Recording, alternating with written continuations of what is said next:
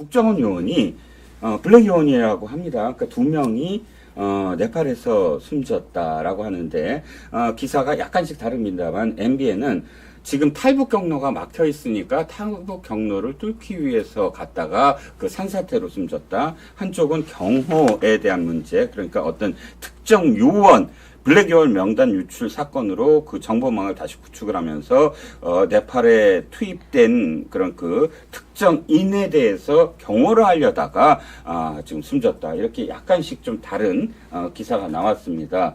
뭐 어떠한 목적이라든 이 분들의 명복을 당연히 빌어야 되고 안타까운 그러니까 이름 없이 이렇게 그 순직한 요원들에 대한 사실 안타까운 마음을 또 표현해야 되는데 이 기사 보시고 어떻게 판단하셨습니까? 저는 진실은 뭔지 알 수 없지만은 네네. 이제 탈북 루트는 좀 아니다라고 생각을 합니다. 그러게요. 저도 딱 듣는 순간 네팔은 불가능하지 않나요? 중국에서 통해서 네팔까지 가서 온다? 네, 그러니까 기본적으로 여러 가지 루트들이 있었습니다만 지금 제일 많이 활용했던 루트가 중국 남부까지 이동해가지고 이른바 메콩강. 악어강, 메콩강을 건너서 이제 태국까지 오면 네. 태국은 이제 불법 월경으로 네. 해서 이민국에 일단 수감을 했다가 네. 재판을 받고 이제 풀어주는 네. 제3국으로 추방하는 형식의 판결을 내리면은 대한민국 정부가 신원을 인수해서 데리고 왔었죠. 네. 과거에 이제 라오스 같은 경우에는 뭐 여러 번 그 북송이 됐습니다. 네. 그때도 제가 뭐 하고 싶은 얘기는 많은데, 네. 네. 네.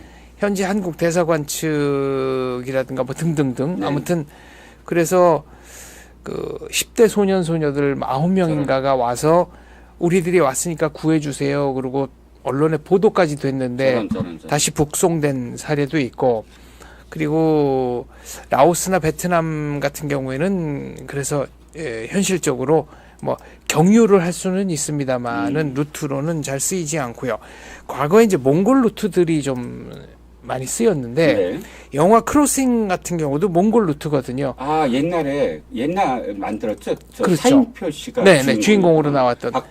박근혜 대통령 시절에 네. 나온 영화. 그런데 몽골 루트는 이제 내몽골, 외몽골 여기니까 그 사막지대를 통과해가지고 그러니까 몽골과 중국의 국경을 넘어설 때도 철조망이 3개가 있고 이걸 위로 넘든 밑으로 넘든 넘는다 해도 몽골 군에게 발견될 때까지 사막을 하염없이 걸어가야 됩니다. 그러니까 매우 위험합니다. 그래서 몽골 루트도 최근에는 거의 쓰이지 않습니다. 네.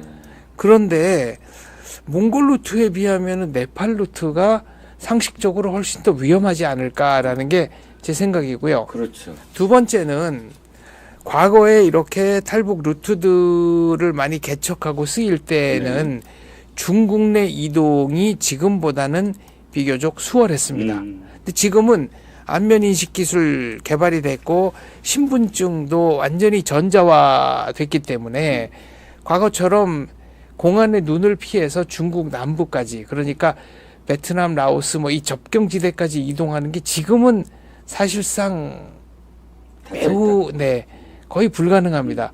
그런 상황에서 탈북 루트를 개척하러 네팔에 갔다. 그것은 만약 그것이 국정원의 공식 발표라고 한다면 그것은 그것대로 존중을 해주고 아마 밝힐 수 없는 뭔가가 또 있지 않을까 하는 짐작은 할 수 있죠. 맞아요. 정 기자님 말씀처럼 사실 이런 그런 그 블랙 요원에 준하는 또 블랙 요원은 뭐 경호한다는 임무를 가진 국정원 요원들이 무슨 일을 하다 숨졌다라고 국정원이 공식적으로 발표할 리는 천부당만부당. 네, 다만 국정원과 관련해서 꼭 드리고 싶은 말은 대공수사권 이거 지금 경찰로 넘어갔지 않습니까? 그렇죠. 네, 맞습니다. 이거는 저는 국가 안보를 위해서 매우 심각한 상황이고 그렇죠. 국정원이 그 대공수사권을 빨리 회복해야 한다라고 생각합니다. 그렇습니다. 강력 주장하겠습니다. 맞습니다. 장 기자 말씀처럼 지금 벌어지고 있는 이 이라크와 관련된 헤즈볼라를 그때 이 모사드 등 또 모사드만이 아니었다고 하긴 하지만 그 기관들이 이번에 삐삐 사실 테러긴 하지만 삐삐로 헤즈볼라의 주요 인물들을 이번에 살상을 하지 않았습니까? 그런데 그걸 보면서 드는 생각이 야 우리나라 국정원과 너무 다르다. 정말 어마어마하게 다르다. 네. 그 능력도 그렇고 그 삐삐 테러를 하기 위해서 몇 년이 들었다고 하죠?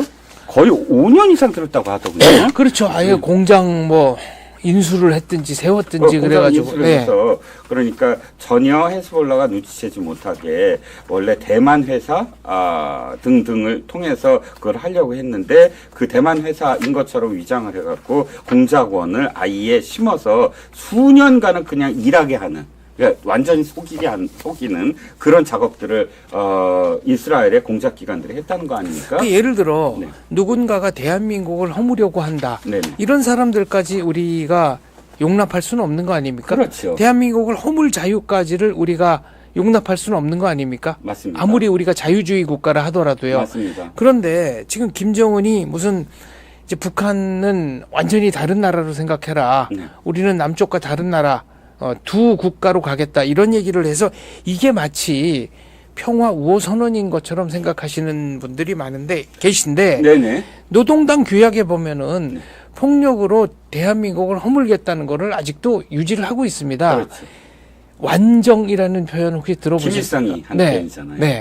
완전 정복하겠다. 네. 뭐 사실 정리는 이 정리정돈할 때 정자를 쓰기는 합니다만은 예.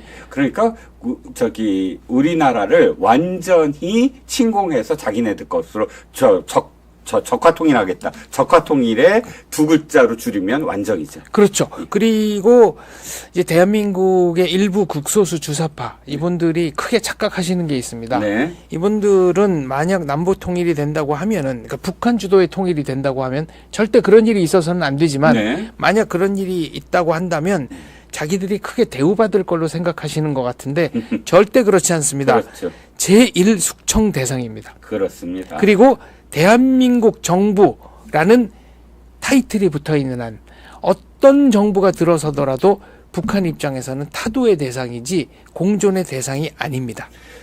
우리가 그 역사에도 봤잖아요. 남로당 출신들은 어떻게 했는지도 그렇고 네. 또 이 중국과 그다음 연안파라고 네. 얘기하죠. 그 파들이 어떻게 숙청당하는지를 다 보지 않았습니까? 근데 뭐 박헌영, 이승엽 네. 뭐 전부 가혹하게 숙청당했고 뭐 연안파뿐만 아니라 김일성의 그 역사는 6.25 후는 이른바 종파분자라고 그래서 네.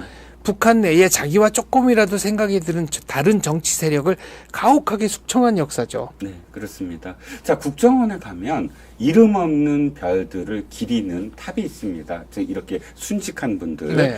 이름도 임무도 밝힐 수 없는 그런 분들이 순직해서 사실상 겉으로 드러날 수 없는 그런 분들을 늘 기리죠. 이번에 별이 2개가 더 그 안에 탑에 기록이 될 것 같습니다. 그 이병호 전 국정원장이 쓰신 네네. 책을 보니까 네. 과거에 블라디보스톡의 그 최영근 영사 그 독침당한 네. 침 독침 찔려서 돌아가신. 네, 그래서 그 집 계단 올라가다가 예. 네. 근데 그분이 부임한 지 얼마 안 됐거든요. 네네. 그러니까 이거는 북한의 무력 시위라고밖에는 볼 수가 없고 그리고 그 최영근 영사 살해에 사용됐던 독극물이 네네. 북한산이라는 게 밝혀졌다. 그렇죠. 그리고 그 책에 보면은 최소한 3명의 범인을 우리가 특정해서 네. 누군지 알아냈다. 알아냈다. 물론 이름은 나오지 않습니다만. 그렇습니다. 그래서 저는 통일된 이후에 네. 이런 자들을 잊지 않고 있다가 예. 우리가 그에 상응하는 처벌을 하는 게 나라다운 나라라고 생각합니다. 맞습니다. 이 두 분, 국정원 요원 2분이 숨져갔습니다. 그런데 이 분들의 뜻을 우리가 저버리지 않으려면 국정원이 제대로 기능을 회복해야 된다. 대공수사라는 것은 굉장히 전문성도 있어야 되고 네. 뭐 긴 말 하지 않겠습니다. 대한민국에서 네. 대공수사는 대한민국의 존립을 위해서라도 꼭 필요하고 이거 제일 잘할 수 있는 데가 국정원입니다.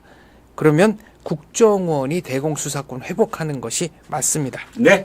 자, 잠시 공지사항이 좀 있습니다. 가을 개편합니다. 2024년 10월 14일자입니다. 다음 주 월요일부터 가장 눈에 들어오는 건 우리 장원재 기자가 네. 수요일 날 5시입니다. 시간대부터 말씀드릴게요. 가장 중요한 건 오후 방송 시간대가 변경이 됐습니다. 오전은 10시, 아침은 10시, 오후에 2시, 그 다음에 6시에 진행하던 아투 TV가 5시로 옮깁니다. 그래서 가장 중요한 수요일 날 장원재 기자와 한대희 기자, 아투 기자 두 사람이 북한 소식을 전해 주시는 거예요. 네. 한대희 기자는 탈북자입니다. 탈북자군요. 어쨌든 죄송합니다. 네, 탈북자. 그래서 매우 그 심도 있는 얘기를 한 기자가 들려줄 것으로 기대하고 있습니다. 그렇습니다. 그리고 저는 월요일 날 5시에 뵐 거고요. 그 다음에 고성국 주필이 월요일 날 아침 10시, 그 다음에 수요일 날 오후 2시에 각각 출연합니다. 김동훈의 하이파이브와 최영재 취재데스크에 출연하니까 이걸 잊지 마시고 오후에 6시가 아니라 5시입니다. 5시에 들어오시면 아시아투데이의 생생한 유튜브 내용들을 들으실 수가 있습니다. 오늘 조금 오버했는데 시간이 좀 병가됐는데 그래도 중요한 이야기여서 제가 끝까지 한번 진행을 해봤습니다. 장 기자 고생하셨고요. 네. 수요일 날 제가 꼭 보고 좋아요 꾹꾹 누르겠습니다. 감사합니다.